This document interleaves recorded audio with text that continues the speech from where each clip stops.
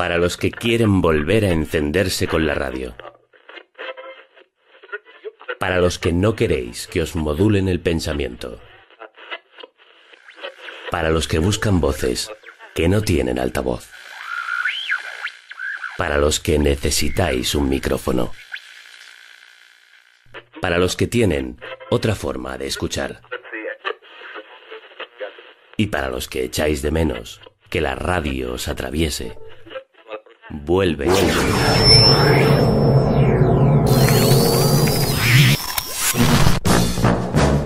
Carne cruda.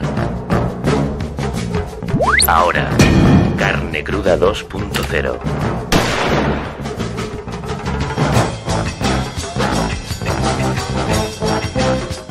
En la cadena SER. La cruda realidad. Repito, buenas noches. En primer lugar, muchas gracias a todos por estar aquí. Se trata de unos encuentros, como es habitual, que tienen que ver con el hecho de ser ciudadanos. Formamos parte de una comunidad. Bueno, decía que este es un encuentro más entre ciudadanos, formamos parte de una sociedad en la que nosotros somos los protagonistas, somos los que conformamos esta sociedad y el encuentro de la ciudadanía, en este caso con un carácter crítico, se vuelve a poner de manifiesto esta noche aquí. Y bueno, reitero, muchas gracias a todos por estar aquí pendientes de lo que vamos a decir, fundamentalmente él. Y Javier Gallego es un periodista, además somos compañeros, trabajamos en la misma empresa y intuyo, no oí, que tenemos alguna convicción con respecto a la profesión y con respecto a las formalidades o a las cosas importantes de la vida que son similares. Entonces, hoy vamos a hablar de un asunto que tiene que ver con lo que se ha dado en llamar el cuarto poder. Supuestamente es un poder la información. Si lo tomamos por el término o por el significado más concreto, más, digamos, verdadero, por lo menos más deseable, se trata de que la información forma parte de una sociedad democrática como en la que supuestamente estamos y que, como tantas otras cosas, también tiene sus problemas en este momento. De eso es de lo que lleva algún tiempo reflexionando, conociendo y proponiendo cosas Javier Gallego, a quien escuchamos a partir de ahora mismo. Crudérrimas noches, nunca mejor dicho, estando en Ávila, ¿no? Que aquí son más crudas que en otros lares. Aunque os agradezco muchísimo que estéis aquí todos, dando calor humano y neuronal a esta jornada, a este encuentro con la ciudadanía crítica, que intuyo que sois vosotros. Los organizadores, a los que quiero agradecer también que me hayan invitado a venir hasta aquí a charlar un tiempo con todos los que habéis venido, han llamado, como acaban de decir, este encuentro Cuarto Poder y Democracia en los Medios. Yo lo primero que quiero decir antes de empezar es que creo que el periodismo como cuarto poder es el mayor enemigo que hay de la democracia en los medios. Cuando el periodismo se convierte en un poder al lado del poder, cuando es un periodismo de trinchera, de partidos, de bipartidismo, en el caso de España fundamentalmente, se ha convertido en el mayor enemigo de la libertad de prensa en los medios de comunicación, aparte de otros enemigos que hoy conoceremos. Por eso, yo he venido aquí a defender otra forma de entender el periodismo. Frente a ese cuarto poder, el periodismo como contrapoder. Es decir, el periodismo como herramienta en manos de los periodistas y de los ciudadanos, precisamente para fiscalizar, controlar y auditar el ejercicio del poder de las cúpulas financieras, políticas, constructoras y todas aquellas que nos gobiernan o desgobiernan en mayor o menor medida, especialmente en mayor medida en estos tiempos. Pero antes de empezar esta charla, ya sabéis que yo soy un hombre de radio y si me vais a permitir que conectemos brevemente con el transistor que me he traído, porque justo en este instante está empezando mi programa favorito de historia de la radio y me gustaría mucho escuchar y que vosotros también escucharais lo que están contando. A ver. conectamos.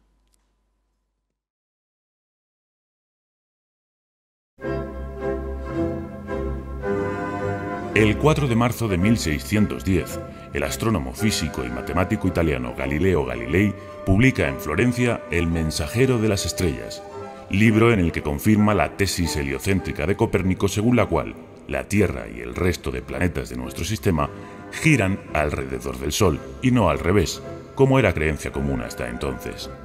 Sus observaciones echaban por tierra la visión geocéntrica establecida por el griego Ptolomeo en el siglo II después de Cristo, pero no solo, también ponían fin a la creencia sostenida por la Iglesia Católica de que el hombre era el centro del universo y de la creación de Dios.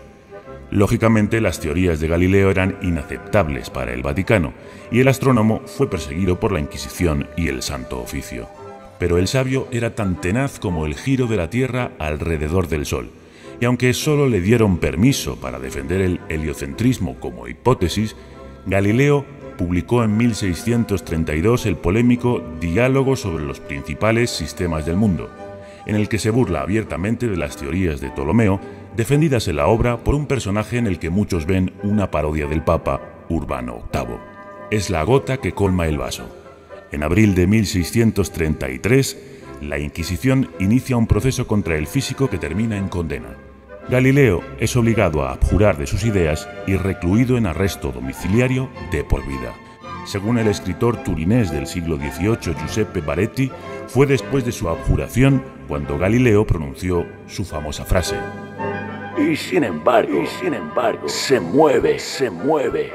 Otros autores creen poco probable que lo hiciera frente al tribunal que acababa de condenarle, o incluso que tal frase saliera de sus labios, pero en cualquier caso ya ha quedado para la historia como la idea que simboliza la fuerza de la razón y el espíritu crítico frente a la ceguera de la fe. Fíjate, qué casualidad que han hablado de Galileo, que me viene al pelo. No estaba preparado esto en absoluto. Y os preguntaréis vosotros, ¿qué tiene que ver Galileo con el periodismo? ¿Qué tiene que ver un científico que descubrió que el Sol es el centro de la galaxia en la que nos movemos y no la Tierra, como se había pensado hasta entonces? Pues tiene mucho más que ver de lo que parece, y de hecho yo suelo utilizar la metáfora de Galileo para explicar lo que está ocurriendo en el periodismo actualmente. Creo que hay dos parámetros fundamentales del descubrimiento de Galileo, por lo menos de la confirmación que hace Galileo de la teoría copernicana. Y la primera es que niega el pensamiento dominante y predominante hasta ese momento. El pensamiento que decía que nosotros somos el centro de la Tierra, el centro del universo, y que todo lo demás gira a nuestro alrededor. Un pensamiento que además le venía muy bien a las élites dominantes del momento, que fundamentalmente era la Iglesia que estaba inmiscuida en el Estado, como desgraciadamente, en mi opinión, sigue estándolo en muchos casos. Y la segunda gran idea que creo que podemos extraer del descubrimiento de Galileo es precisamente su descubrimiento, que ya no somos el centro del universo, que el centro, de hecho, no es lo que nos habían contado, que hay una periferia, que el hombre, que el poder, que lo que siempre había significado el centro fundamental en torno al cual giraba todo lo demás, había desaparecido. Y eso es exactamente lo que ha ocurrido en la sociedad, lo que está ocurriendo, mejor dicho, en nuestra sociedad y en el periodismo en estos tiempos. Se ha roto la prevalencia del centro. Creo que a través de los movimientos sociales, de las mareas y de las redes sociales, que empiezan a proponer una agenda temática y política y social distinta a la que conocíamos, a la que se nos daba desde el centro, es decir, desde el cuarto poder y desde el poder gubernamental o financiero, se está consiguiendo romper esa dinámica y se están empezando a proponer periferias. Se está empezando a hablar desde los márgenes. Se está rompiendo con esa prevalencia, como os decía, del centro neurálgico. Y el periodismo, el nuevo periodismo, o podemos decir el resurgir del periodismo comprometido que estamos teniendo en estos días, creo que precisamente lo que hace es romper con esa vieja y, en mi opinión, lamentable unión entre poder y periodismo, en el que los políticos hablaban para que los periodistas escribieran y los periodistas escriben para que los políticos les lean. Ahora, sin embargo, hay muchos periodistas que se han dado cuenta de que el centro no es lo fundamental, es más interesante lo que está sucediendo en la periferia, en los márgenes e incluso más allá de los márgenes, y están hablándoles a esos márgenes y están escuchando lo que dicen desde esas periferias. Y esto da lugar a un nuevo periodismo que se le ha llamado en estos tiempos periodismo comprometido, aunque, como decía Robert Capa, es una redundancia. Si el periodismo no es comprometido, no es periodismo. ¿Cuándo ha sucedido esto? Pues en plena crisis, estafa empresarial y política, en plena crisis de credibilidad de las instituciones, en plena crisis también del periodismo, cuando el periodismo se ha convertido en una profesión maltratada por la precariedad. Sin embargo, como decía Galileo, más se mueve. Cuando menos se cree en el periodismo, porque no sé si sabéis que en las encuestas del CIS el periodismo suele aparecer como una de las profesiones más vilipendiadas y menos creídas y... anda, ya he terminado la clase, si no, no he hecho más que empezar. Bueno, podéis salir a jugar un rato y luego volvéis.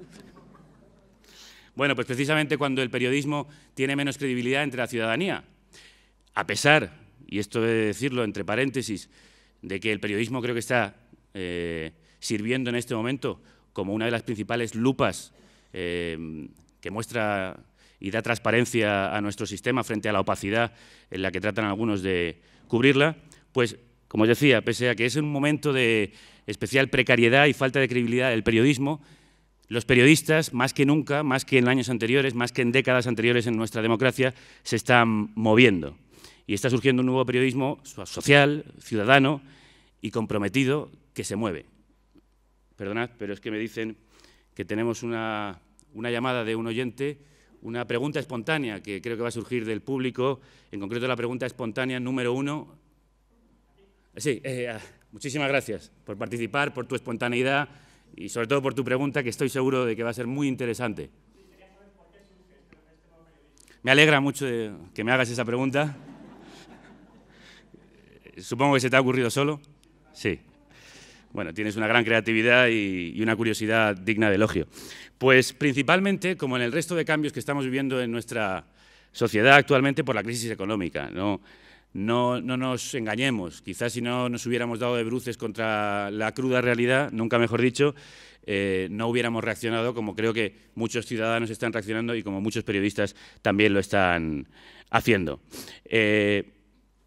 Si no hubiera habido crisis económica y crisis institucional y política, quizá muchos periodistas no nos estuviéramos implicando como lo estamos haciendo ahora. De hecho, yo siempre que me preguntan en alguna entrevista, reconozco y no tengo ninguna vergüenza en decirlo, yo no he participado en movimientos sociales, no era una persona especialmente comprometida, no estaba ahí al pie de la calle, no estaba en movimientos sociales. Sin embargo, lo que empezó a suceder a mi alrededor, lo que le sucedía a mi familia, a mis amigos, lo que escuchaba en la calle, lo que leía en la prensa, lo que veía a mi alrededor, me hizo reaccionar y empezar a contar lo que creía que había que contar como periodista. Y me obligó, o me sentí obligado a implicarme. Pero yo creo que sin crisis económica y sin esta estafa, muchos no hubiéramos reaccionado, pero bendita sea, aunque solo sea por eso, que está generando una ciudadanía más crítica y más comprometida. Es verdad que cuando todo iba bien nadie quería cambiarlo, ni en la sociedad que vivía, ni en el periodismo. Todos hemos vivido tranquilamente bebiéndonos, nunca mejor dicho, el periodismo que nos daban, que en muchos casos ha sido un periodismo muy digno. No hay que pensar que el periodismo tradicional no tiene muchísimas cosas de las que estamos aprendiendo y seguimos aprendiendo todos los días. Sin embargo, es verdad que creo que han contribuido enormemente, a veces casi confabulando junto al poder para crear el estado de cosas al que nos estamos enfrentando en este momento. Pero llegó un momento en el que todo iba mal. Las cifras son espeluznantes. No sé si sabéis que más de 7.000 periodistas desde el año 2008, es decir, desde más o menos el inicio oficial de la crisis, bueno, para Zapatero creo que empezó un poquito después, pues más de 7.000 periodistas, creo que ya llegan casi a 8.000, estamos hablando de en torno a un 15% de la profesión en este país, han perdido su empleo, según el Observatorio de la Crisis de la Federación de Asociaciones de Periodistas de España. Se ha dicho que tras la burbuja inmobiliaria, una de las grandes burbujas que se desinfló ha sido la burbuja periodística. Es verdad que proliferaron muchos medios, sobre todo medios digitales, con también la burbuja digital a la que muchos se lanzaron con avidez, se pagaron sueldos muy altos, se hizo inversiones quizá excesivas, se despilfarró como en tantos otros casos y se empezaron a pagar las consecuencias cuando la crisis estalló. Solo en los 3 primeros meses de abril del año 2012 hubo 1.400 despidos del año pasado. Solo en 2012 cerraron La Voz de Asturias, El Día de Guadalajara, El Día de Toledo, El de Albacete, El de Cuenca. Público y qué dejaron de publicarse en papel. Ha habido ERES en Telemadrid, en ABC.radio, que ha terminado, Canal Nou, que también la han cerrado, en la cadena SER, donde nosotros trabajamos, en El País, en la agencia EFE, en El Mundo, en Marca, en Expansión, en Unidad Editorial, en fin, podría empezar y no acabar. Hoy hay un 15% menos, como os decía, de puestos de trabajo en los medios de comunicación. Y los diarios gratuitos fueron los primeros afectados. En 2009 cerró Metro y la edición digital de ADN, que fue uno de esos periódicos que surgió al calor de la burbuja periodística. Y la edición de papel de ADN echó el cierre algo más tarde, en el año 2011. Según la presidenta de esa federación, el Observatorio de Periodismo en España, Elsa González, ¿podéis entrar los niños? Bien, según ella, la caída del modelo periodístico de entonces se produce porque hay un inmovilismo de ese modelo, porque no se han movido las cosas. Precisamente volvemos de nuevo a Galileo, que dice que hay que mover las cosas y que nos dice a los periodistas, a través de su descubrimiento, que nos movamos. Pues precisamente el modelo periodístico se había asentado tanto, se había gangrenado hasta tal punto que se desploma y se sigue desplomando ante nuestros ojos. De hecho, muchos de los medios que he citado, algunos de los cuales todavía siguen vivos, sobreviven más que viven. Perdón, disculpad la interrupción, pero me dicen que hay una nueva intervención de un oyente entre puntos. Creo que es la pregunta espontánea número 2. Sí, creo que está ahí en una de las primeras filas. Adelante, con tu espontaneidad y tu pregunta. Tengo 2. ¿Quiénes crearon ese modelo productivo y quién está detrás de la prensa en España? Bueno, es una pregunta muy interesante, no lo podéis negar. ¿Quiénes crearon ese modelo productivo? Que son los mismos que están detrás de la prensa. Los datos que voy a dar ahora creo que son fundamentales para entender lo que pasa en el periodismo en nuestro país. ¿Vosotros sabéis quiénes son los dueños de la información en España? ¿Tenéis una idea aproximada? Y quien dice sí, ¿qué puede aportar? ¿Quién ha dicho sí? Pues básicamente las entidades financieras, constructoras, las grandes editoriales y las grandes empresas. Punto positivo, recuerda al final de clase que revisemos tu nota. Efectivamente, vamos a ver exactamente cuáles son esos conglomerados financieros, empresariales, que están detrás de algunos de los más importantes medios. Decirlos todos sería agotador, pero por dar algunos ejemplos. Telecinco, Mediaset, el 96% pertenece a Fininvest, que es del adorable señor Cavaliere Silvio Berlusconi.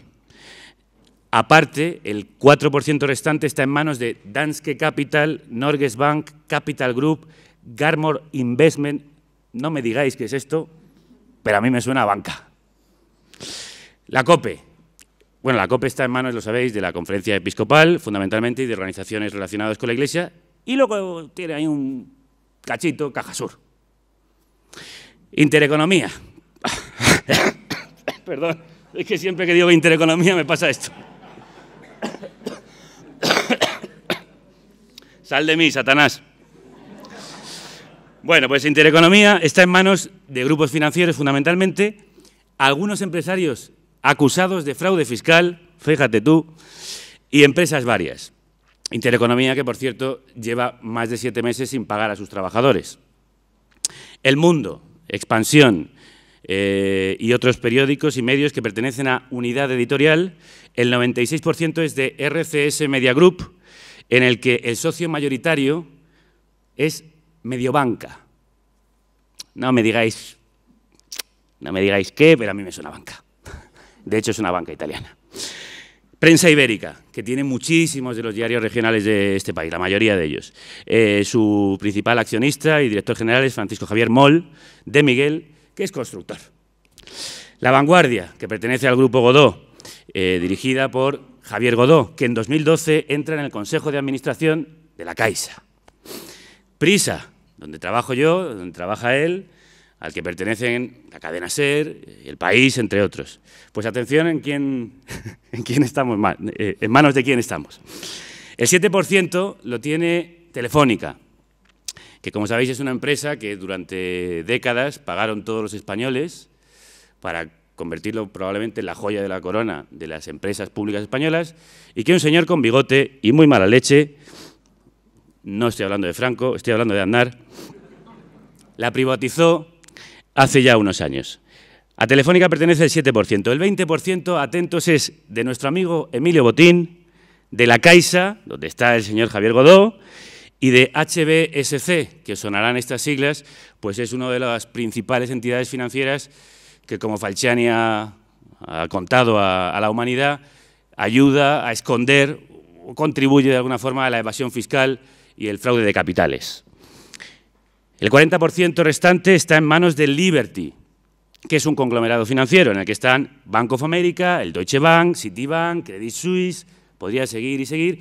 Y atención, está ahí Goldman Sachs, nuestro querido Goldman Sachs, que además, y esto hay que decirlo, que es interesante, todos los nudos que se entrelazan entre unas y otras empresas, han sido antiguos empleados de Goldman Sachs, Romano Prodi, 2 veces primer ministro de Italia y también presidente de la Comisión Europea, o el actual presidente del Banco Central Europeo, Mario Draghi. Conclusión: bancos, constructoras, empresas defraudadoras, en fin, los que provocaron la crisis son los dueños. ¿Qué quiere decir esto? Y esto lo dijo un periodista estadounidense, creo que con palabras muy acertadas. El hecho de que los medios de comunicación, no solo en España, sino fundamentalmente en todo el mundo, en todo Occidente, estén en manos de los que han sido los principales artífices de esta estafa, ha hecho que muchos de los periodistas trabajando en esos medios no fueran capaces, o no pudieran, o no quisieran contar lo que este periodista americano llamó un golpe de Estado a cámara lenta por parte de las entidades financieras del mundo occidental. Es verdad que cuando estás en manos de quienes están provocando la caída es difícil encontrar esa independencia para contar ciertas cosas. Es verdad que quizá a veces prefieres mirar a otro lado. Es verdad que a veces incluso es muy posible que no te dejen hacerlo a riesgo de perder tu trabajo. ¿Qué es fundamentalmente la pérdida del trabajo y la precariedad o el miedo que sufrimos actualmente los periodistas? Creo que el principal enemigo de la libertad de prensa en los medios. No solo que esté en manos del capital, sino que el capital reparte muy poco capital. Y eso hace que muchos periodistas trabajen muy en precario, especialmente desde el estallido de la crisis, y otros muchos, como os he contado, hayan perdido el trabajo. Como suele decir Iñaki Gabilondo, el principal enemigo de la libertad de prensa es el paro. Y yo añadiría, lo he dicho esta mañana en la radio cuando hemos hablado, que la precariedad. Porque ha habido gente que no ha perdido el trabajo, pero está agarrado con una uña a lo que podríamos llamar un contrato laboral. Y sin embargo, o precisamente porque esto ha sucedido, los periodistas han empezado a moverse y han empezado a crear un nuevo modelo productivo. Y me dicen desde producción que tenemos una nueva intervención de un oyente, una pregunta espontánea, surgida, brotada de su imaginación. Por favor, adelante. Sí. ¿Pero tú tienes la pregunta espontánea número 3? Ah, vale. No, porque quiero decir que a mí me encanta la improvisación, pero es que esto está saliendo muy fluido y no quiero que me saques de donde voy. Yo quería preguntarte, ¿cómo es este modelo? ¿Qué se diferencia del periodismo tradicional de toda la vida? Lo siento repetirme, pero me alegra mucho que me hagas esta pregunta. Pues fundamentalmente, muchos de estos periodistas que han sido expulsados, que perdieron su trabajo o que vieron que el modelo productivo y el modelo periodístico no les convencía, frente a estos dueños de la información, se han convertido ellos mismos en dueños de su propia información, en dueños de los medios. Y esto para mí es la clave de los nuevos medios surgidos en los últimos años y meses. Y por utilizar una terminología que creo que todos estáis familiarizados con ella, que puso en boga el 15M, lo que han hecho los periodistas es tomar los medios. Lo que el 15M hizo es tomar la plaza. Pues en el caso del periodismo sería tomar la plaza periodística, que es crear tus propios medios. Han aparecido nuevos medios, se han reapropiado estos periodistas de su periodismo y, en mi opinión, se lo están intentando devolver al ciudadano, que es a quien realmente le pertenece esta herramienta fundamental para la salud democrática de un país. Y frente a esos monstruosos conglomerados mediáticos en los que la información y los periodistas son poseídos, a veces literalmente por las grandes empresas, se han creado esos pequeños medios gestionados por periodistas y comunicadores, financiados por ellos mismos y por pequeños inversores afines o incluso lectores. Pongo algunos ejemplos.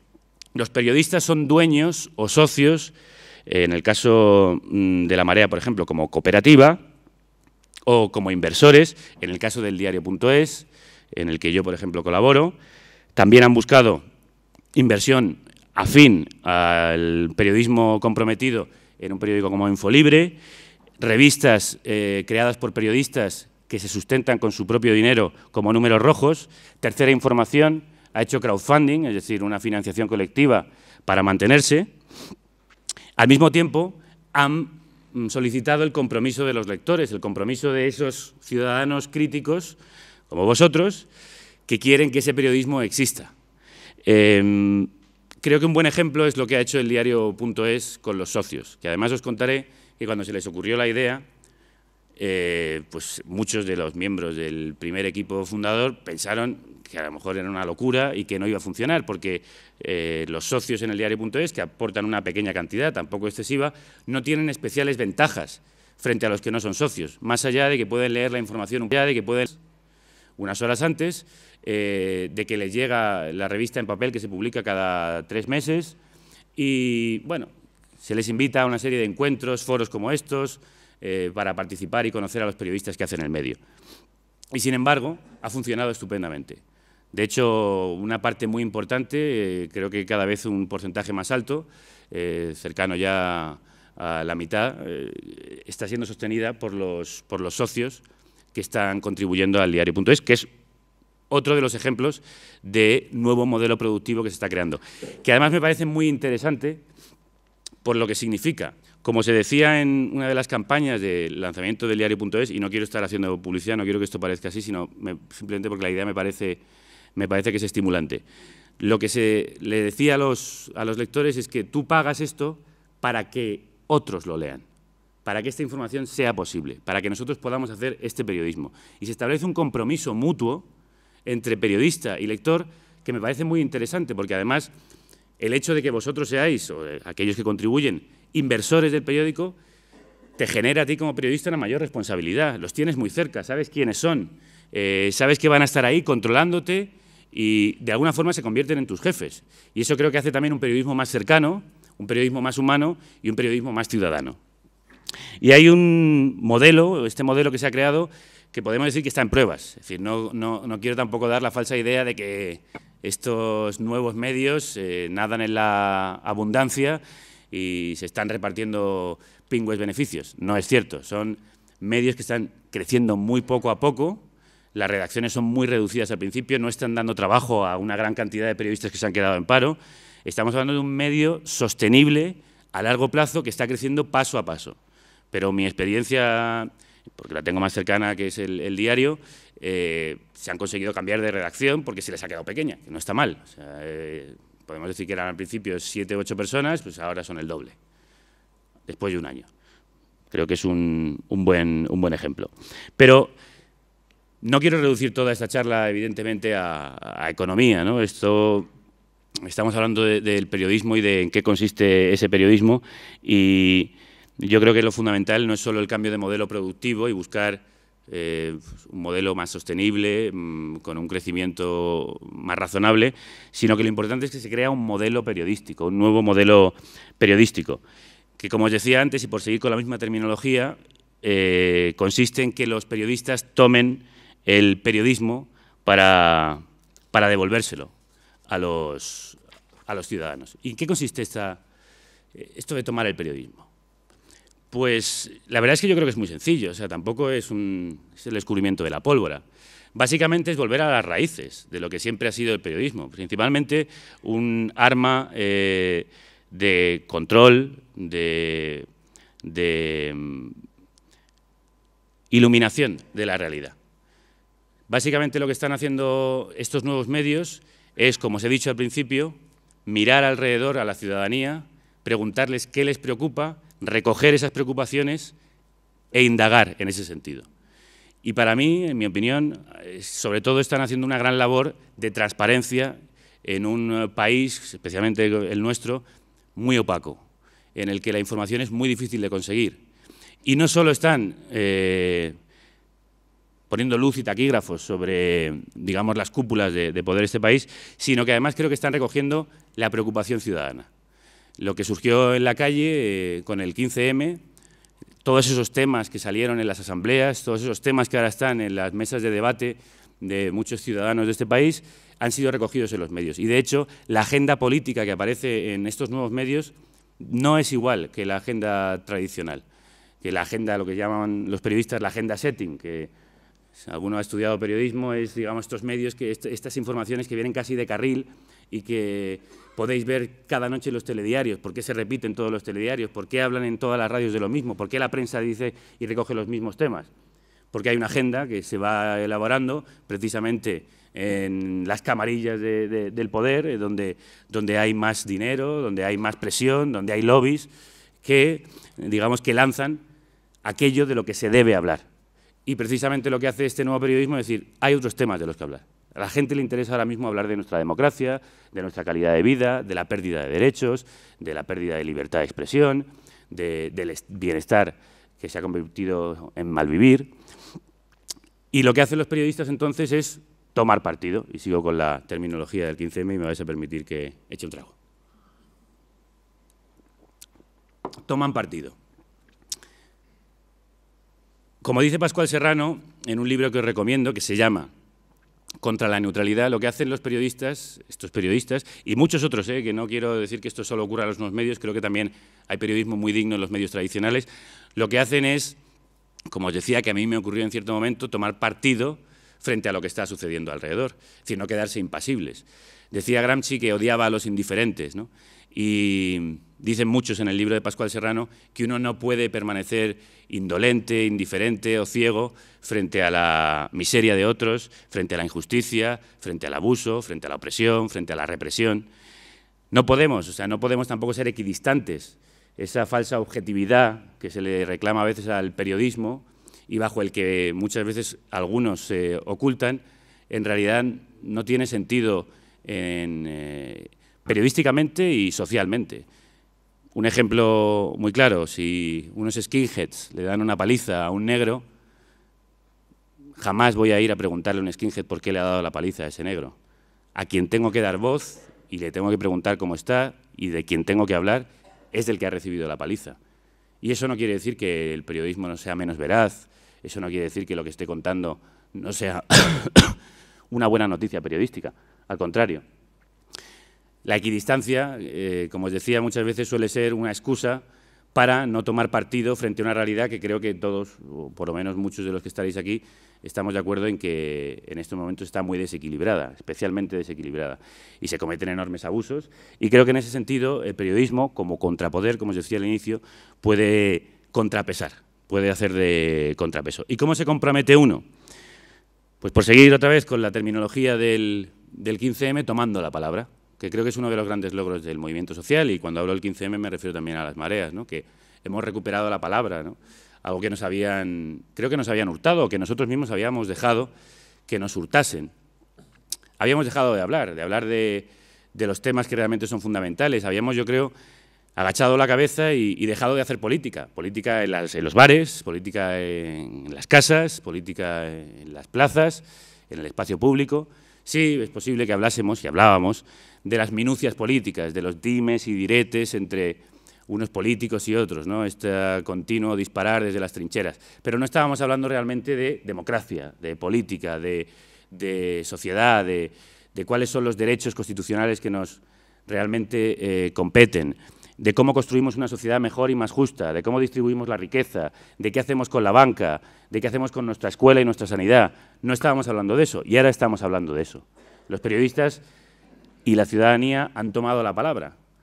Y, de hecho, cuando se dice, y aquí hago un pequeño inciso, que el 15M ha desaparecido, que las mareas no van a ningún sitio, para mí el logro fundamental es ese, el haber recuperado la política para los ciudadanos, el haber recuperado el espacio público y, como os decía antes, el haber cambiado la agenda. los temas de los que se hablan. Y, de hecho, los grandes medios de comunicación también hablan ahora mucho más de los temas de los que el 15M empezó a hablar y de los que la ciudadanía en las calles ha empezado a hablar. Y, de hecho, temas como la transparencia, la continua persecución de la corrupción, la falta de credibilidad y destrucción de las instituciones en España son temas que se empiezan a hablar en las plazas, en la Puerta del Sol. En la Puerta del Sol y en todas las puertas llenas de sol de nuestro país. Y, en ese sentido, los periodistas creo que recogen esa palabra para, como decía un periodista de medios comunitarios en Sudamérica, informar, que es esencial, e inconformar, que, por lo menos en mi opinión, es algo que tenemos que hacer en este momento, entre todos. No solo los periodistas, desde la pequeña o gran platea que nos ofrecen los medios de comunicación, sino cada uno en nuestras casas, con nuestros vecinos, con quien está alrededor. Es decir, no podemos conformarnos con lo que tenemos, con lo que nos están quitando y con lo que está sucediendo en este país. Y creo que tenemos que inconformarnos e inconformar a los que están a nuestro alrededor. Es decir, crear más ciudadanía crítica, que cada vez sean más los que ocupan ese espacio que estáis ocupando vosotros ahora.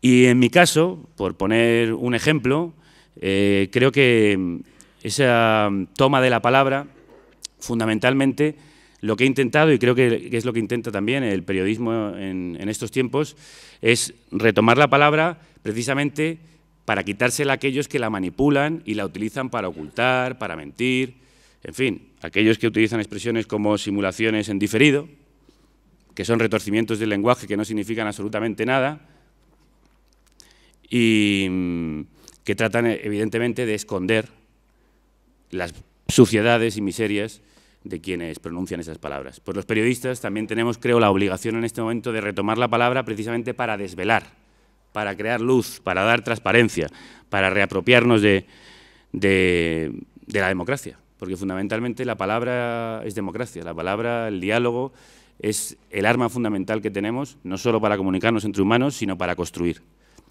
una sociedad mejor. Y ahora vamos a hacer una pequeña pausa, porque os he traído un regalito que creo que muestra este sentido crítico, pero también lúdico, que trata de informar e inconformar. Os traigo un regalito porque vais a oír en primicia lo que esta noche se emitirá en Hora 25 de la sección de sátira política que tenemos con Àngels Barceló. Y le he pedido permiso para ofrecerosla antes a vosotros, la hemos dejado grabada. Y bueno, aparte de que creo que es un momento de relajación también para que yo me calle un rato, creo que expresa y recoge bien todo esto que os he estado contando acerca de cómo convertir el periodismo en otra cosa, ¿no? De cómo convertir el periodismo en arma de defensa y también de ataque, en arma para iluminar la realidad. Y además nosotros lo hacemos a través del humor, que, como suelo decir, es simplemente una manera de decir lo que quieres sin que te caiga una demanda. Y no estoy del todo seguro. Vamos a conectar en directo. Cuando esta noche Àngels Barceló diga «Buenas noches, Javier», sonará esto. Crudas noches, Àngels. Crudas noches, señor Montoro. Quiero que conste en acta que no tenemos ninguna deuda con Hacienda. La cadena SER presenta Carne Cruda 2.0. ¡Que salga la manada! La cruda realidad, cortante y sonante. Amenazar a la prensa es un hábito de regímenes autoritarios. Montoro se ha equivocado o de país o de forma de entender la democracia. No soportaba la más leve crítica. Y pagaba muy caro cualquier comentario en contra. Cristóbal Montoro protagoniza El Cretino. Una película de advertencias nada veladas. Hace mucho daño que se difundan determinadas informaciones que son falsas y la familia no olvida. El Cretino. La historia de un ministro que disparaba amenazas. Y anotaba cada disidencia. A lo mejor hay tertulianos que no pagan fielmente sus impuestos. Habrá que mandarles la cabeza de un caballo. Vigilaba cuidadosamente a todo el mundo. Pero cerraba los ojos con infantas. Empresas amigas. Y grandes fortunas. Cristóbal Montoro en El Cretino. Ganaremos las elecciones porque los mercados no son gilipollas. No es nada personal, solo negocios. Simposio soberanista que empieza hoy en Barcelona bajo el título España contra Cataluña. Bienvenidos al Palacio de Congresos Todos contra Todos. Encuentren razones por las que odiar a su vecino con toda el alma. Atención, en la sala 1 empieza la conferencia España contra España, organizada por la Fundación Francisco Franco con la esperanza de provocar una nueva guerra civil. En la sala 2, la Generalitat de Cataluña organiza con dinero público el Congreso Catalanufos contra Charnegos, en el que un catalán y un hijo de inmigrantes extremeños envueltos en las banderas de su comunidad se golpearán con butifarras hasta el agotamiento. A continuación tendrá lugar en la misma sala el foro Euskaldunes contra maquetos y chiquiteros contra cerveceros, un apasionante debate a bofetones con la mano abierta a ver quién es el vasco que aguanta más. Se prevé que sea un bilbaíno. En la sala Génova, el Partido Popular presenta las jornadas mayoría silenciosa contra minoría ruidosa.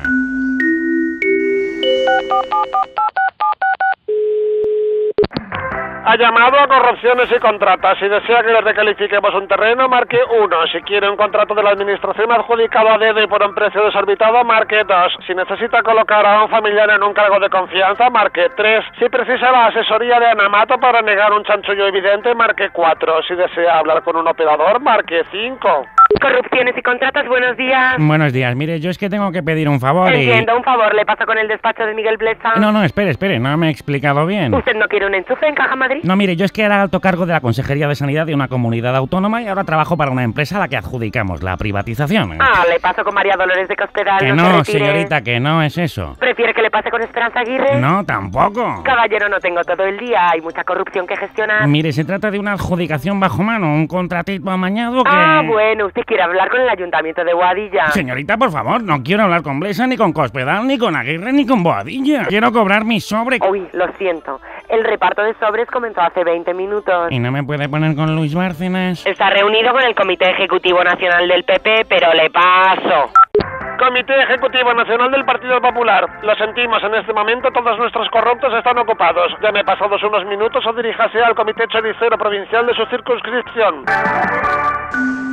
El Congreso Todos contra Todos informa. En este momento da comienzo el ciclo de conferencias de odio racial y xenofobia, organizado por la Asociación Negratas, Gitanazos, Putos Moros y otras razas de mierda. El ciclo se abre con la conferencia Gitanos contra Payos, seguido por la ponencia Chinorris contra Moritos, impartidas por Blas Piñar y un grupo skinhead, que dará palizas a unos inmigrantes para amenizar la charla. Y a continuación, la banca española, en colaboración con el PP y el Partido Socialista, presentan las conferencias Pobretones contra Muertos de Hambre, Indigentes contra desahuciados, becarios contra becarios y precarios contra funcionarios. Un ciclo apasionante impartido completamente en inglés por Emilio Botín. Que los mercados no son gilipollas. Palabras textuales del ministro Montoro. Los mercados lo tenemos claro. Para pagar menos y defraudar más. ¡Vamos a Montoro Mar! Porque yo no soy gilipollas. Si estás harto de pagar impuestos y multas por fraude fiscal, si tienes facturas falsas como la familia real, ven a Montoro Mar. Nadie lava tan barato. Montoro Mar. Rebajamos tus multas. Amnistiamos tus fraudes. Yo estafo en Montoro Mar porque yo no soy gilipollas.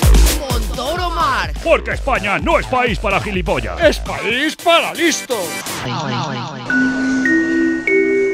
A esta hora en el Congreso Todos contra Todos empieza el ciclo del Foro de la Familia con 2 conferencias que sacarán lo peor de ustedes. Familias disfuncionales contra familias como Dios manda y maricones e invertidos contra hombres hechos y de derechas, impartidas ambas por Monseñor Rouco Varela. El Partido Socialista presenta las jornadas Rojos Comunistas Antisistema muy peligrosos contra socialdemócratas sensatos garantes de la democracia. Izquierda Unida ofrece el Congreso Leninistas contra trotskistas, contra estalinistas, contra maoístas, contra marxistas, leninistas, antiestalinistas, contra los que están contra Cuba pero a favor de irse a Venezuela, contra los que están contra Venezuela pero a favor de irse a Cuba, contra los que están en contra en general. Y OPyD organiza el ciclo Cataluña contra España.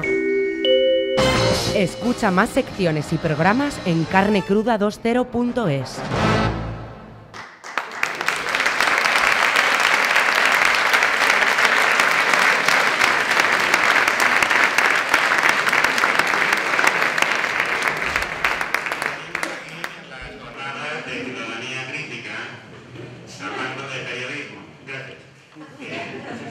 He perdido un poco de volumen, de presencia en mi voz.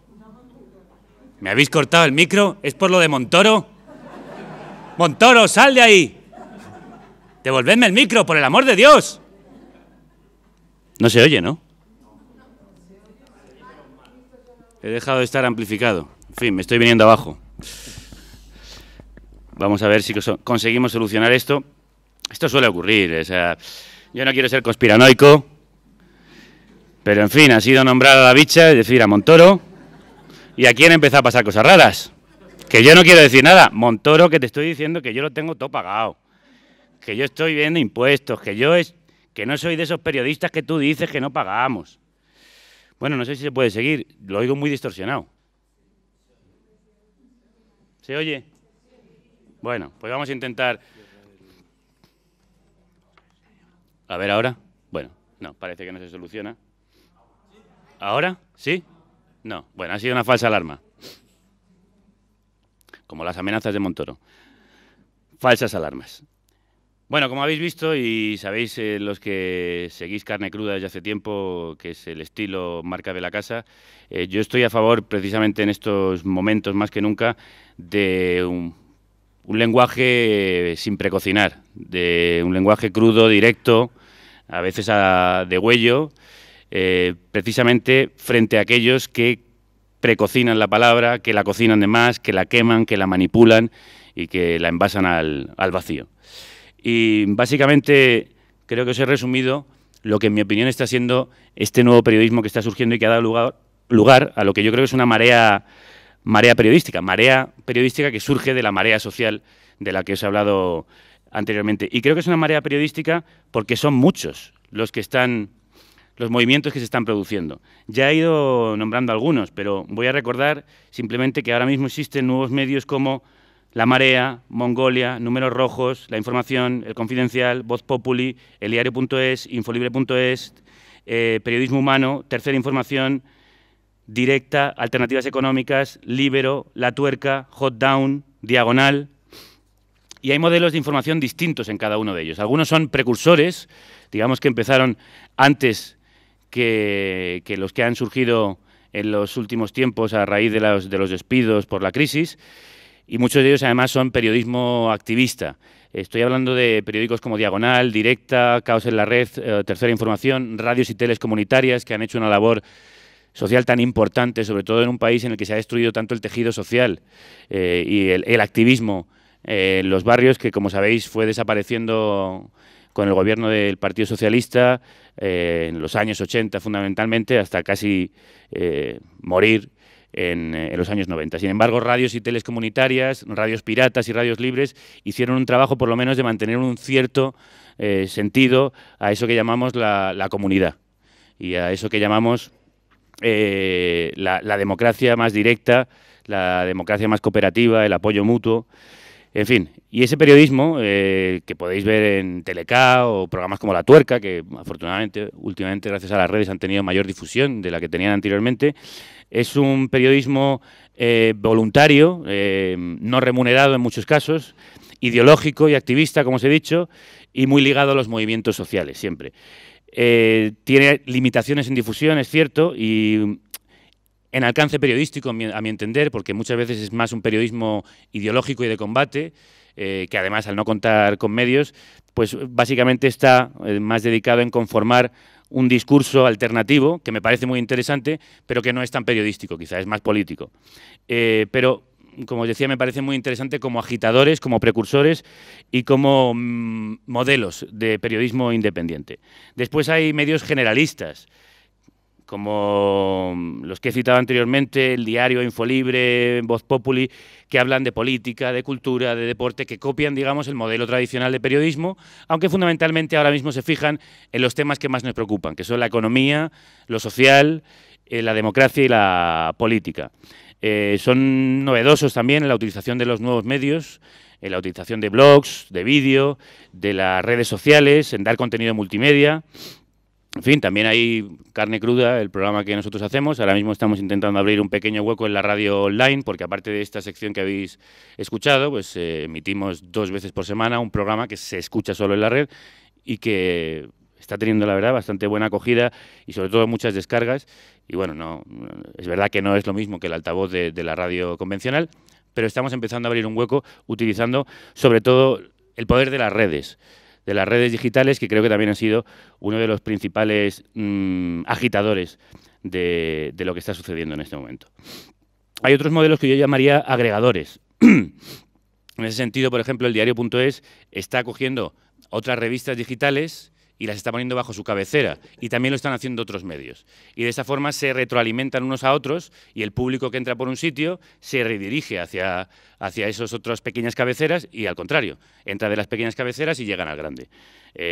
Por ejemplo, ahí en el diario podéis encontrar Materia, El Asombrario, ha estado Diario Kafka, Libero, hay blogs especializados realizados por profesores de ciencias políticas, como Piedras de Papel, realizados por personas que se mueven en movimientos sociales de defensa de los derechos humanos, como es el caso de Salambre, y también hay cabeceras autonómicas independientes. Por eso digo que son agregadores. Y un último modelo, yo llamaría, es el temático. Están revistas culturales, como el caso de Hot Down, revistas de humor satírico muy ácido, en la línea de Hermano Lobo o El Jueves, como Mongolia, revistas de deportes, como Libero, de análisis político y económico, como Alternativas Económicas y Números Rojos, de debate político, como el programa La Tuerca, o de derechos humanos, como Periodismo Humano.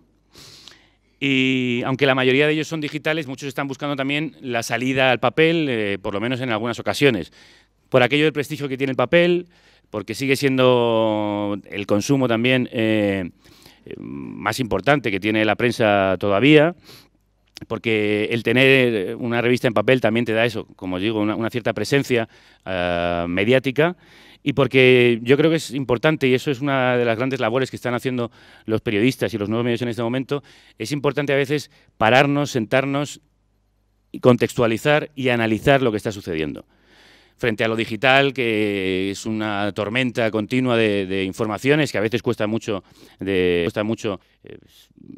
entender, comprender y analizar con mesura, la salida en papel yo creo que da ese necesario reposo para entrar en profundidad en algunos temas que en el día a día no se pueden abordar.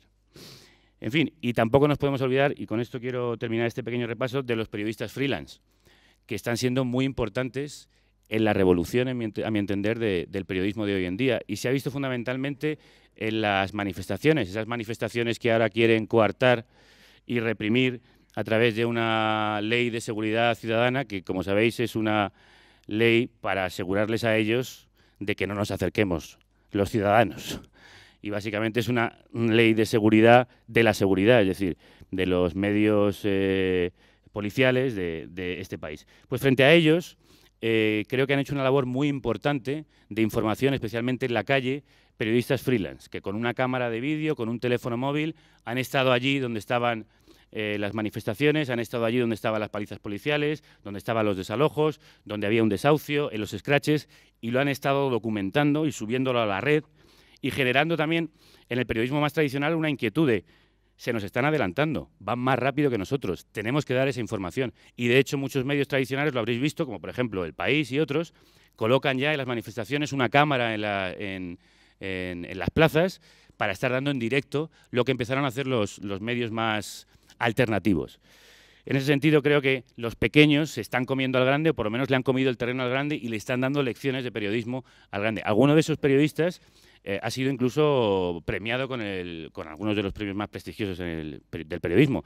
Quiero recordar que uno de ellos, precisamente, supongo que habéis visto esas imágenes, las imágenes de los policías que entraban en la estación de Atocha, en las manifestaciones de 25S de Rodea al Congreso, pues eso le valió al cámara que las filmó el premio Ortega y Gasset, que es uno de los premios más prestigiosos que además da El País.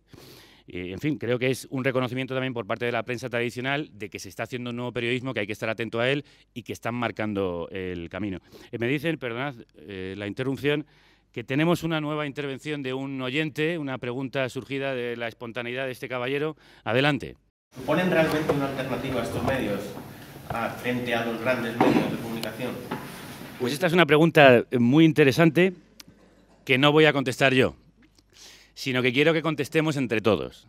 Porque yo podría aquí teorizar, ya os he dado bastante la chapa acerca de lo que creo que significa este nuevo periodismo, pero ¿realmente están siendo una alternativa? Pues os propongo hacer un ejemplo práctico, pues os propongo demostrar con la práctica si es así o no, y si todavía tenemos mucho camino por recorrer. Quiero hacer una encuesta periodística aquí en este momento, así que os voy a pedir que vayáis levantando las manos o contestando a las siguientes preguntas. ¿Cuántos de vosotros leéis periódicos y seguís medios no tradicionales, es decir, alternativos? Bueno, no está mal. ¿Uno solo o varios? Varios. ¿Cuántos leéis varios periódicos, digamos, de esta nueva oleada? Perfecto. ¿Cuáles, por ejemplo, me podéis decir alguno? La Marea, Infolibre, el Diario.es, Diagonal. Bueno. Es verdad que igual vosotros no sois representativos del resto de la sociedad, pero por algo se empieza. Probablemente un foro como este hace unos años no hubiera tenido esta asistencia de público y creo que es interesante. ¿Compráis revistas de análisis como, por ejemplo, Alternativas Económicas, la que saca La Marea cada mes, Números Rojos? Estas de más calado, bien. Hay que darles un toque a los compañeros para decirles que se espabilen. ¿Dedicáis más tiempo a la información que antes? ¿Como cuánto tiempo, cuántos periódicos consultáis? ¿Cómo lo hacéis? ¿Alguien me puede contar un poco cuál es su relación ahora mismo con la información? Yo estoy en el paro toda la mañana. Y lo... A veces te trata el cabreo que ¿Alguien más quiere contarnos su experiencia, por favor?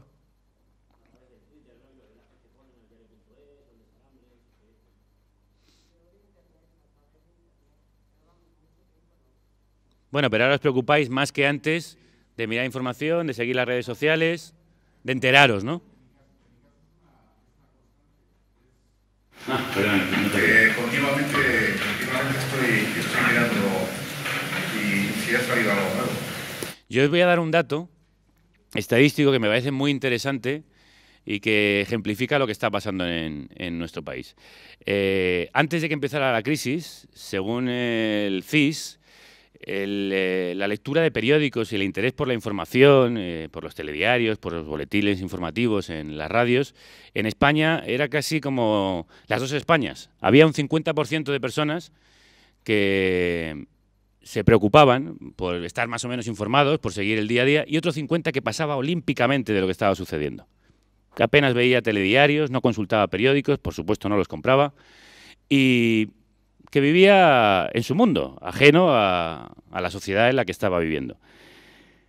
Actualmente, la tendencia ha cambiado radicalmente. Es un 80% de los ciudadanos españoles los que siguen la información, con mayor o menor medida, pero fundamentalmente con mayor medida. Y son muchos de esos 80% los que consultan más de un medio. Y solo un 20% sigue a lo suyo. Sigue a por uvas, por decirlo. Así que me parece muy interesante. Vosotros sois un reflejo de lo que está sucediendo en la calle. Es decir, no sois una isla, sino que es verdad que ha cambiado fundamentalmente esa tendencia. Antes a mucha gente no le interesaba saber lo que estaba pasando, cómo le mangoneaban. Ahora sí. Ahora por lo menos queremos saber quiénes y cómo nos están robando. Y una última pregunta. ¿Diríais que sois más exigentes con la información que antes? ¿Contrastáis más? ¿Os cuesta más creeros al periodista y al medio? ¿Desconfiáis mucho de los periodistas? Por lo que nos toca. Sí, yo sé, y esto siempre lo digo, cuando salen los datos de encuestas de la falta de credibilidad de los periodistas, hay muchos que echan balones fuera y dicen, bueno, es que cuando se habla de periodismo mucha gente lo confunde con la prensa rosa. No, yo creo que cuando la gente habla de que no crea a los periodistas, está hablando de nosotros, de los que estamos haciendo información todos los días. Y creo que tenemos que asumir la responsabilidad que tenemos en ese sentido y que algo estamos haciendo mal y que algo hemos hecho muy mal. Y creo que una parte fundamental de ello es que nos han visto muy cercanos, por no decir absolutamente mezclados con el poder de turno. Y que han visto que nosotros no éramos, no estábamos de su parte, sino que estábamos parte del poder, que éramos cuarto poder, que era de lo que yo hablaba al principio, y con esto ya quiero terminar. diciendo que yo creo que hay ahora mismo, y vosotros sois un ejemplo como lectores, de hay ahora mismo una regeneración. No creo que estemos creando nada nuevo, pero sí una regeneración del periodismo que se ha convertido, creo que se está convirtiendo, como os decía, en contrapoder, frente al cuarto poder, y al mismo tiempo que estamos asistiendo a una regeneración de la democracia, asistimos a una regeneración del periodismo. Sin embargo, muchos se niegan a verlo, otros se niegan a aceptarlo y otros tratan a toda costa de negarlo, incluso aunque sea innegable, como creo que hoy se ha demostrado aquí. Y como le ocurrió, y con esto vamos a terminar, a Galileo. Uy.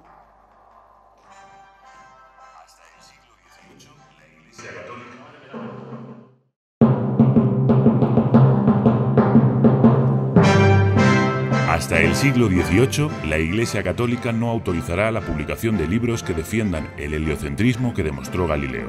Y hasta el XX, el Vaticano no empezará a reconocer la importancia científica de sus hallazgos. Solo Juan Pablo II reconoce públicamente los errores de algunos teólogos en el proceso contra el astrónomo, y pidió perdón por ellos.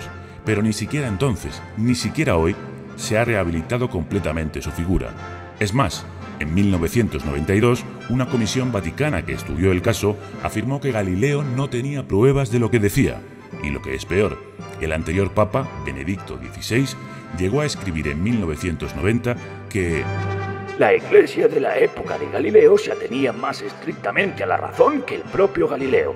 Su sentencia contra él fue razonable y justa. El espíritu humano se mueve alrededor de la razón como la Tierra alrededor del Sol. Y sin embargo, algunas instituciones y especialmente el poder más ciego no se mueven.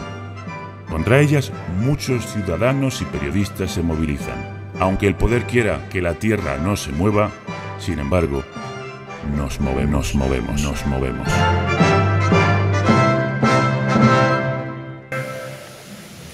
Pues así lo creo. Creo que nos movemos aunque nieguen nuestro movimiento y aunque a veces nos caigamos, aunque nos hagan caer, aunque a veces retrocedamos, creo que nos estamos moviendo. También el mar está siempre en el mismo sitio y sin embargo se mueve.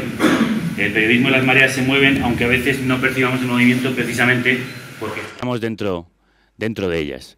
Y creo que estamos chocando frente a rocas muy poderosas y muy grandes, que a veces podemos tener la sensación de no estar consiguiendo absolutamente nada, de no erosionarlas, pero sin embargo yo estoy convencido, porque no quiero ser escéptico ni me permito perder la esperanza, estoy convencido de que estamos abriendo huecos y grietas en esa roca, estamos pulverizando poco a poco la roca, estamos rompiendo el centro del que os hablaba al inicio y haciéndolo más pequeño, haciendo ese centro más pequeño y más débil. Y además esas piedras podemos cogerlas en algún momento, si es necesario, para lanzarlas a aquellos que creo que están atacando a la ciudadanía y la democracia de este país. Nuestro trabajo como periodistas creo que es no ponerle puertas a esas mareas, sino plasmarlas con el rigor del que seamos capaz, pero sin estrechez de miras, es decir, con imaginación.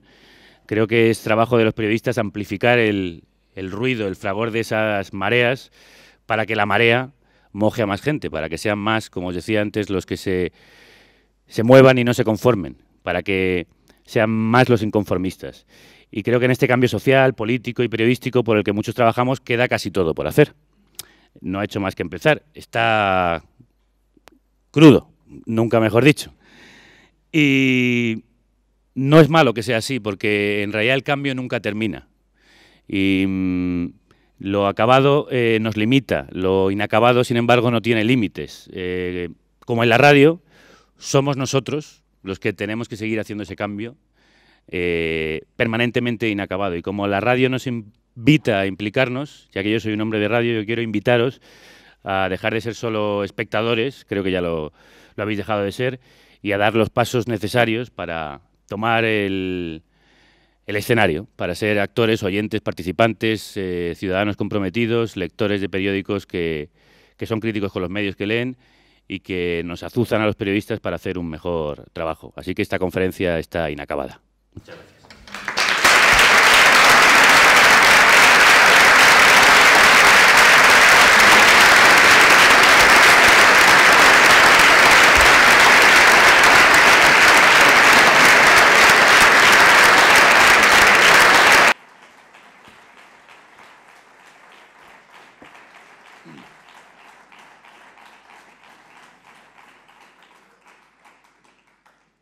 Bueno, escuchar...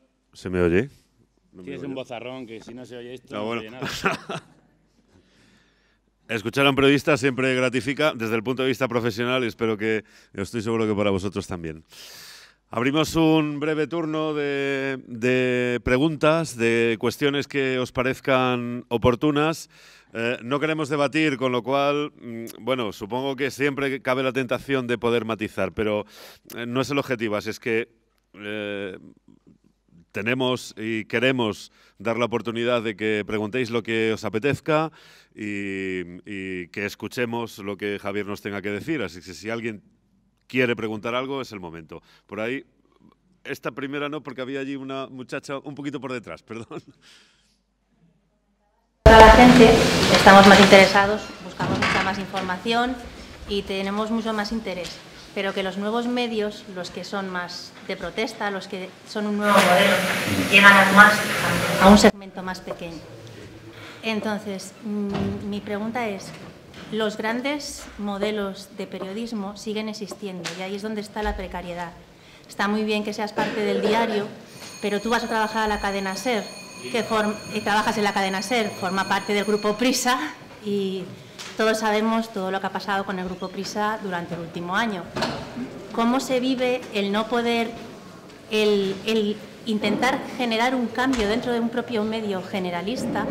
Porque si los medios generalistas también se regeneran, será la mejor forma de que le llegue al público, a ese 80% de público que no va a todos los medios que son los que están en una mínima parte, no van todos a los que son una lucha contra el poder, sino que buscan medios generalistas más afines o no menos afines a sus intereses, a sus ideologías, pero que buscan una calidad que se ha perdido y que pasa por pérdida de profesionales, ERES, becarios, todo este tipo de problemas que hacen que el gran medio pierda credibilidad a los periodistas y la gente no sabe dónde ir.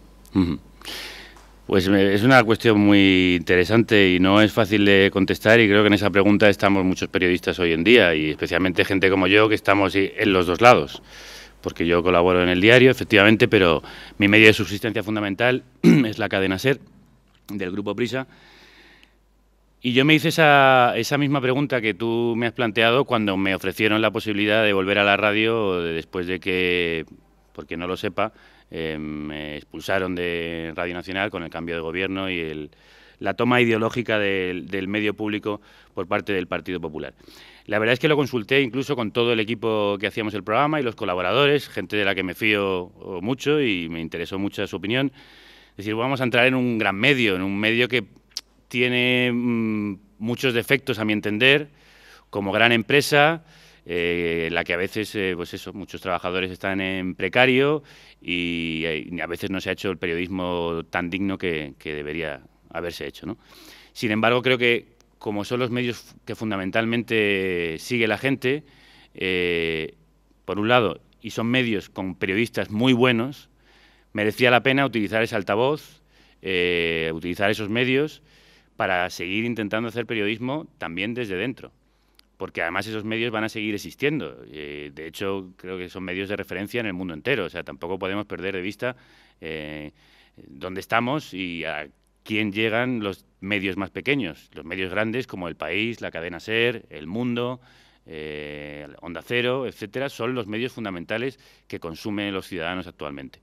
Entonces, a nosotros nos parecía muy interesante intentar hacer este periodismo junto a otros compañeros que ya lo estaban haciendo, pese a que en la cadena SER, igual que en otros muchos medios, pues ha habido periodistas que se han ido, ya fuera porque no aceptaban las condiciones económicas, porque no se sentían libres.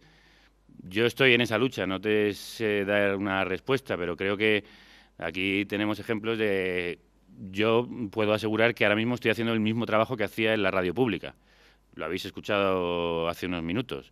Y repartimos en todas direcciones, como suelo decir yo, a diestros y a siniestros. Creo que se puede hacer periodismo y se hace muy buen periodismo en los medios tradicionales, pese a las dificultades. Las dificultades que tienen los medios alternativos, son muchas veces económicas, que tienen plantillas mucho más reducidas y que no pueden llegar tan lejos. Los grandes medios te permiten a veces llegar más lejos, tanto en difusión como en medios que te permiten seguir la noticia. Entonces, en ese sentido, yo sigo creyendo en el periodismo. El periodismo lo hagas donde lo hagas.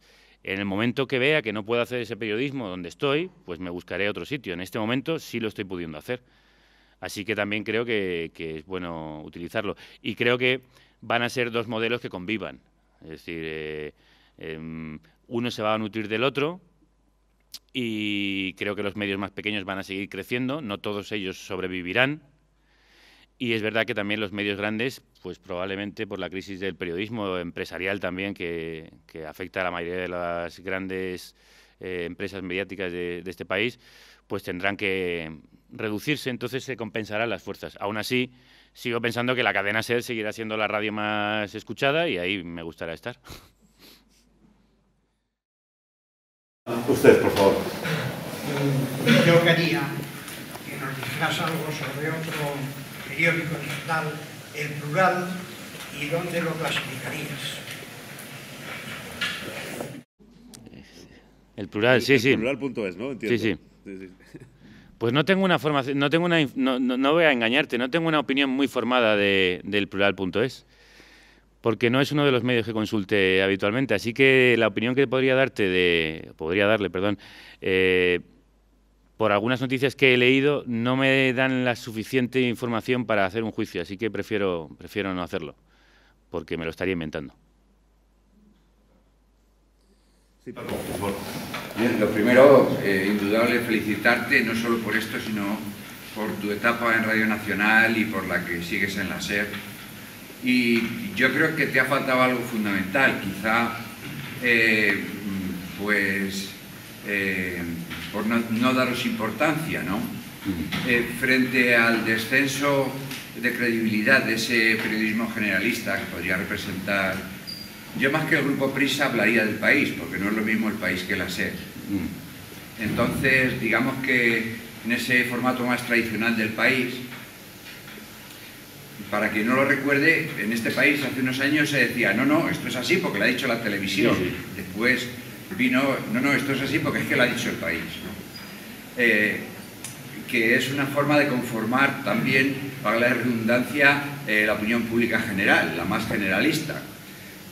Ahora os quitáis valor y temáticamente no lo has puesto de manifiesto, pero yo quiero agradeceros la gran aportación que los humoristas, entre comillas, en muchos casos filósofos como Hobbes, ¿no? Pues estáis haciendo para que podamos comprender la realidad. Yo creo que se debe a una cosa muy sencilla. Dada la categoría de la clase política, con mayúsculas que tenemos... La falta de categoría. Por eso lo digo. No la categoría, porque puede ser muy alta o muy baja. Quizás el único instrumento que hay para entenderla, el único, sea el humor, porque no hay otro. Es decir, la razón ya ha tenido que declinar y no llega. Simplemente, con vuestro esfuerzo, estamos consiguiendo entenderlo.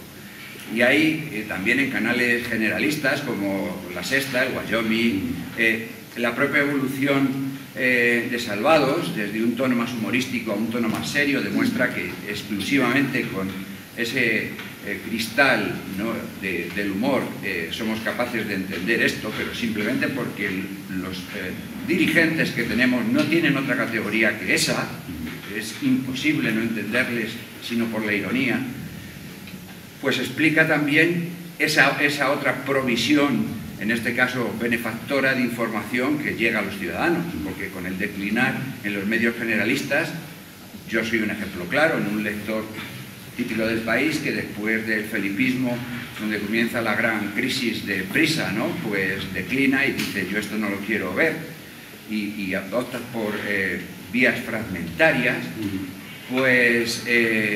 el único sustento estructural que nos queda es el humor. Independientemente de estos medios novedosos, la única columna que está sustentando esa opinión pública general, es decir, aquello que nos hace ser común, como el que decía, no, esto es así porque es que lo ha dicho la televisión. Entonces yo creo que ese es un gran mérito que seguro que no has querido analizar por no vanagloriar a tus compañeros y a ti mismo, pero que yo os quiero agradecer pues profundamente. Yo te agradezco que nos lo digas, que me lo digas. ¿Has apuntado? Bueno, pero ha apuntado, bueno, es un comentario que creo que ha apuntado cuestiones muy, muy interesantes y voy a intentar dar respuesta a algunas de ellas. Es verdad que el humor ahora mismo está siendo un arma de protección masiva y de análisis masivo de esta humorada casi carnavalesca y circense en la que se ha convertido nuestro país. Es verdad que es fácil, por un lado, hacer humor en días como estos. Lo ponen muy fácil, con chorradas constantes y con tomaduras de pelo. Aunque a veces es verdad que lo ponen tan fácil que ya no sabes cómo hacer el chiste, del chiste que ya viene hecho. Creo que nos están empezando a quitar el trabajo a los guionistas. Estos tipos no solo se llevan nuestro dinero, sino también nuestro empleo. O sea, son unos intrusistas. Son unos sinvergüenzas. Pero bueno, creo que por eso están triunfando modelos como, por ejemplo, Mongolia, que es un periódico que también hecho con muy pocos medios, que tiene un equipo muy, muy reducido, aunque sí muchos colaboradores puntuales, está teniendo bastante difusión, sobre todo en las redes, y tiene unas ventas bastante aceptables para haber empezado apenas hace un año largo, y han sacado varios libros, y precisamente es porque la gente necesitaba una vía de escape, que el humor muchas veces lo es, y no solo eso, no solo vía de escape, sino que la sátira, porque lo que hace Mongolia, o lo que intentamos hacer nosotros, lo que ha hecho muchas veces Salvados, la sátira lo que hace es mostrar que el rey está desnudo. Frente a todos esos que no quieren verlo, frente al propio rey que dice, no, yo llevo mis vestiduras, la sátira lo desviste, lo muestra desnudo con todas sus vergüenzas, que son muchas en este caso, porque estos tipos son, ya lo he dicho, unos sinvergüenzas. Segunda cuestión que has apuntado interesante, que además enlaza con lo que tú decías antes, has citado a Salvados, ¿no? O Wyoming, también se me ha olvidado citarle como fundamental ahora mismo, y es muy importante que en un medio con tanta difusión como La Sexta, con una televisión que es mucho más poderosa que cualquier otro medio, es decir, es algo que consume muchísimo más gente, que se esté haciendo ese humor satírico tan acertado, tan documentado, tan trabajado, me parece fundamental precisamente eso, para romper con el discurso único, el discurso predominante, para inconformar, para que rompamos con ese discurso que han conformado, quizá, sí, no sé si consciente o inconscientemente, periódicos como El País, que yo creo que evidentemente ha tenido muy grandes periodistas, muy críticos, que nos han dado además también un espíritu crítico a muchos de los que estamos aquí, que hemos sido lectores y seguimos siendo, yo en mi caso, lectores del País, pero en otra parte ayudaron a crear una visión de la realidad unívoca que tiene que ver con el bipartidismo en este país, con el predominio de dos polos en España, con la pervivencia de ciertas instituciones que han sido intocables hasta ese momento y a las que ha contribuido a proteger en alguna medida el diario El País, que a veces también algunos de los lectores sentimos que se queda atrás frente a las peticiones y demandas de los ciudadanos, ¿no? Que a veces incluso parece que no se atreve a dar ciertos pasos que los ciudadanos sí están dando. Y por eso, en algunos casos, se está recibiendo críticas fuertes por parte de lectores tradicionales del periódico. Creo que eso les hace reaccionar, porque también en El País hay muy buenos periodistas. Y algunos de ellos, además, están ahora, por ejemplo, me estoy acordando del compañero Carlos Cue, que también es tertuliano en Hoy por Hoy, con Pepa Bueno, y es un tipo joven con una cabeza muy bien amueblada, que hace muy buen periodismo en El País y luego es un gran tertuliano con un punto de vista muy crítico. Es decir, que yo creo que nos movemos todos en unos y otros medios y está bien que creo que una nueva oleada de periodistas más comprometidos y creo que más, más vivaces también en este momento están intentando dar un meneo a la cosa, ¿no?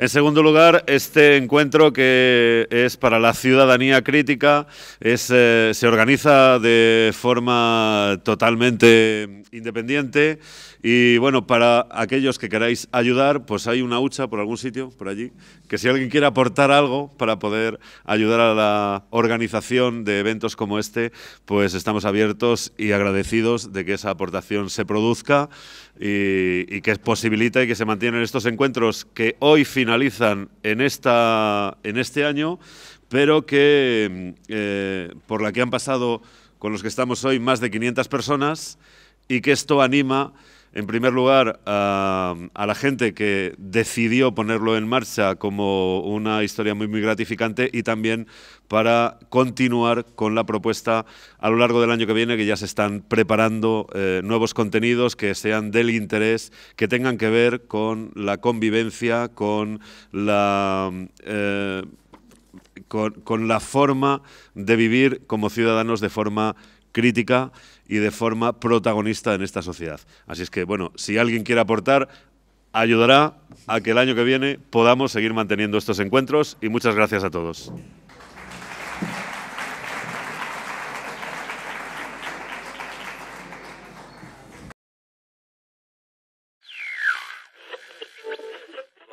Para los que quieren volver a encenderse con la radio. Para los que no queréis que os modulen el pensamiento. Para los que buscan voces que no tienen altavoz. Para los que necesitáis un micrófono. Para los que tienen otra forma de escuchar. Y para los que echáis de menos que la radio os atraviese. Vuelve.